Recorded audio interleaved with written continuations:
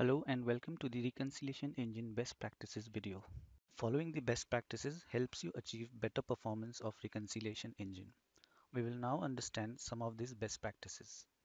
Using correct datasets and job rules. You should always perform the identify activity against the source datasets. You should never use the identify activity on the production datasets. Do not specify production as a dataset while performing the identify activity because the CIs in production dataset are already identified.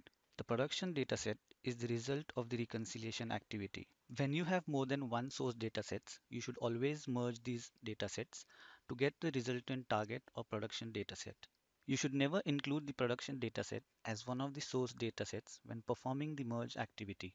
Using the overlay datasets.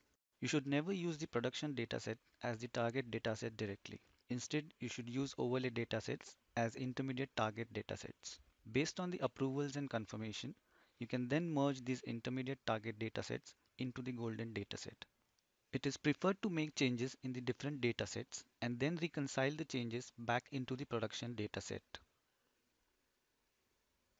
Using the correct type of reconciliation jobs.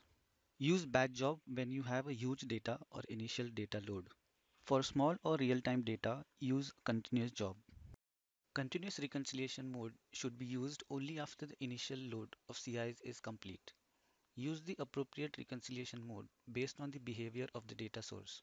Something that provides continuous updates should use a continuous job mode.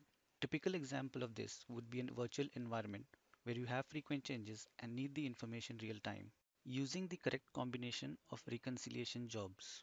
In case you want to run two jobs in parallel, it is recommended to run one batch job and one continuous job. You should never have two continuous jobs or two batch jobs running in parallel. This will create delay in job execution. Additional best practices recommendations to improve reconciliation engine performance. Note, further section of this video does not have an audio.